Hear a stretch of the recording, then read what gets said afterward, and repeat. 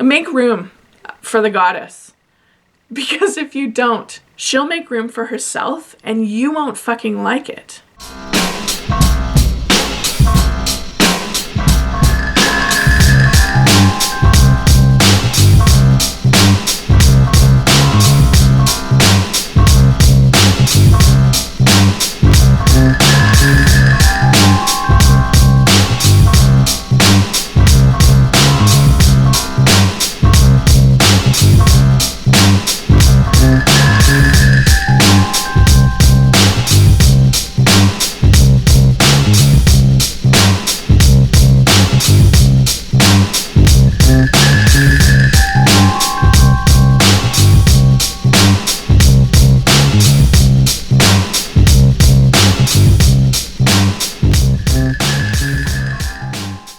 We have squirrels in the house, and we have one squirrel in the house that I know of.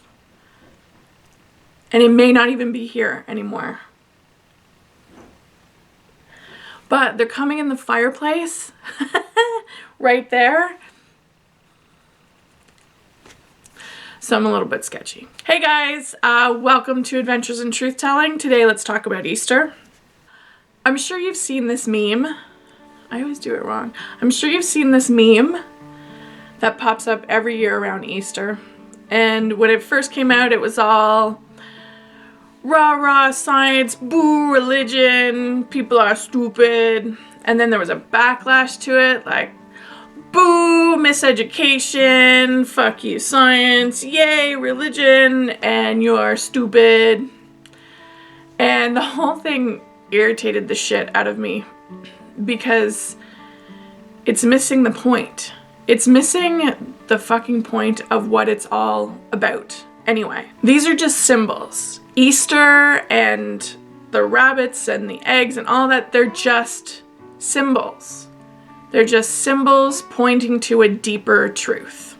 Easter, Easter, Ostara, they're all northern forms of Astarte, which means star. It's another name for Ishtar, which means star. Ishtar was also known as Ashtoreth, Anath, Asherah, and Esther. It was no new idea in 1000 AD for Norsemen to consider other goddesses who were named something different to be a representation of their own goddess. Ganges waters whose flood waves ride down into an unknown sea near Eostur's far home.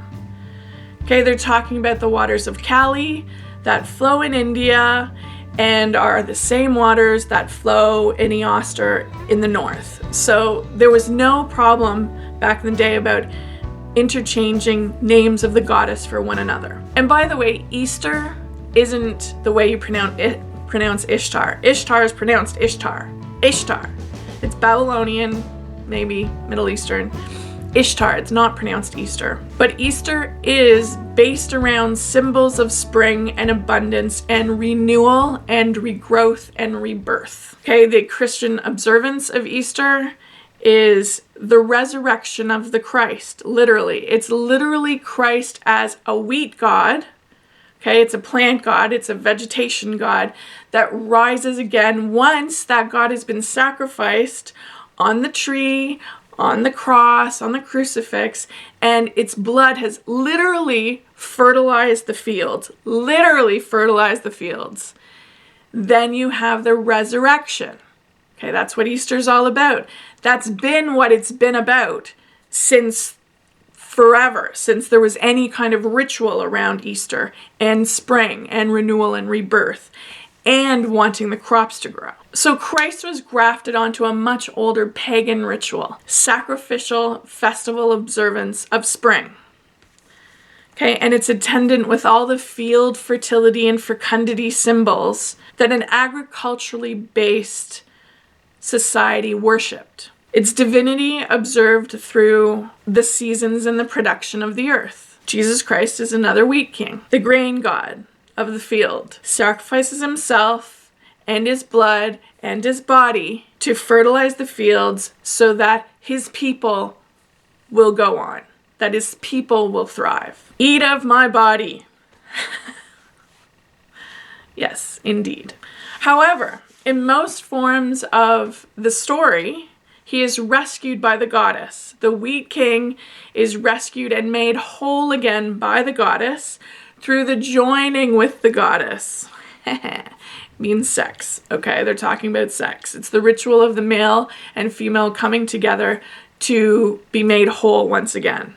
Easter is still based upon a lunar pagan calendar. Okay, it's a lunar calendar. It's still based on the first full moon, the third, It's the first Sunday after the first full moon, after the spring equinox. Okay, it's what's called the pregnant phase of Easter, which is the goddess. It's the pregnant phase of the goddess. That's Easter. It's based on the moon and the goddess and spring and sex and fertility. Okay, rabbits are the moon hare. It's sacred to the goddess in both hemispheres. The myth of Hathor Astarte, okay, who laid the golden egg of the sun for humanity's benefit. And Germans believed that the hare, the same hare, would lay eggs for good children on Easter Eve. Okay, but that's still not the point.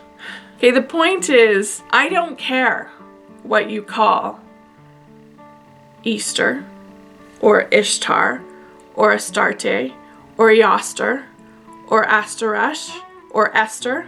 I don't give a shit what you call her. Persephone, Demeter, Kor, Isis. They all represent the sacred female divinity acting within the presence of the earth, acting within the production of the earth, that has been Christianized and then removed all form of female divine worship from the religion at all. Okay, there's a ton of comparative mythological and religious study that's been done that shows the Christianization of previously female-centered, divine-centered forms of earth worship. And once they were Christianized, the form of the goddess was completely erased.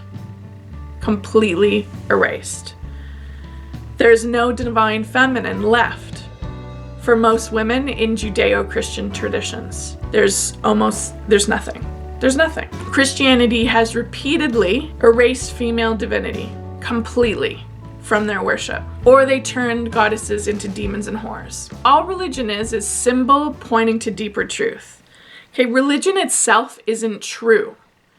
Okay, it's pointing to a deeper truth. It's using symbology and parable to point to a deeper truth, to point to a deeper experience of our living life. It's a deeper experience of that truth in our life. And its purpose, religion's purpose, is to connect us with that bigger experience in our life, that more sacred, larger, universal, cosmic, divine experience in our life. To deny women a divine mirror by erasing all forms of female divinity is true misogyny at its most brutal.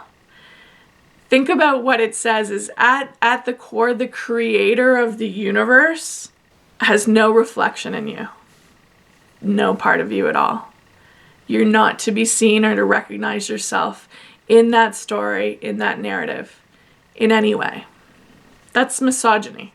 That's utter existential misogyny. Judeo-Christian traditions completely ignore and erase all female divinity, except in the spiritual mystic traditions, like Sufism and Kabbalah, are actually beautiful traditions of where the feminine divine has reemerged and become very nurturing and it's a very nourishing tradition. I love Kabbalah.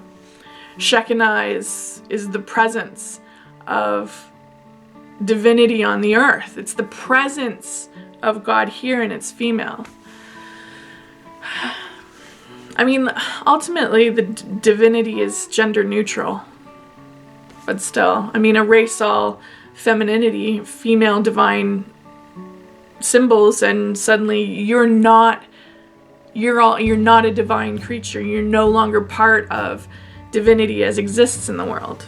And interestingly enough, Christianity still doesn't have a mystical aspect. There's no mystical tradition to Christianity in the same way that it exists in Islam and in Judaism. There's no parallel in Christianity at all.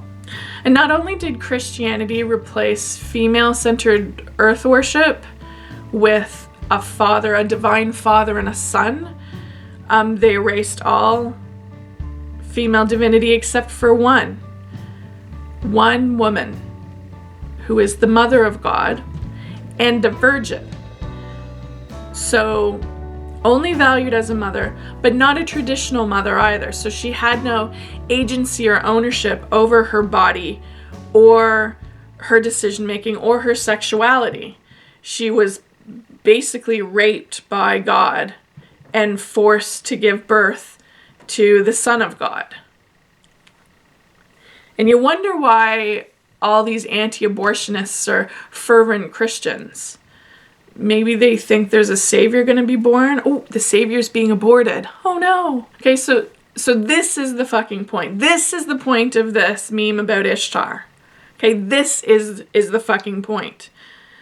Is that regardless of whatever small errors there are in this meme, and there are, it's not all true, whatever small errors there are, the purpose of this meme to reintroduce and to push back against the misogyny of Judeo-Christian traditions that have erased female divinity from our lives, period. That's what this does. That's what this points to, is that pushback.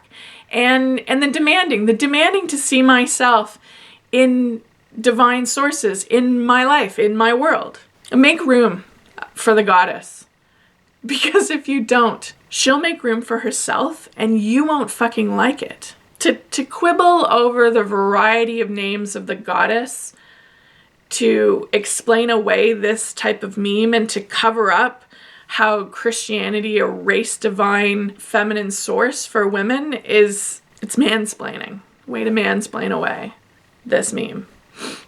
And I've read a lot of discussion about this from so-called historians and whatnot. What I want to say is stop quoting the Venerable fucking Bede about this, okay? He was a monk committed to the church who lived on the British Isles, spent his whole life.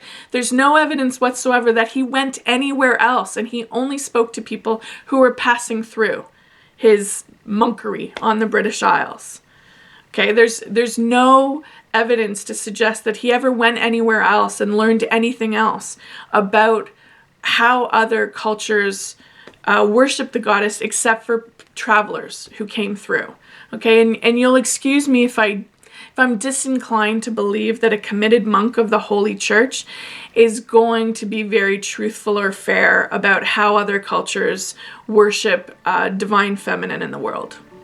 Just saying. Read The Golden Bow by Fraser. Read The Masks of God by Campbell, all 4 volumes. Read The Women's Encyclopedia of Myths and Secrets by Barbara Walker. Read The Great Mother by Newman. They're all a great start on the richness of female earth worship that is the basis for all religions, actually, that exist right now, and all the ceremonies. They're all based in earth cycles and seasons. I guess women are tired of being fucking erased.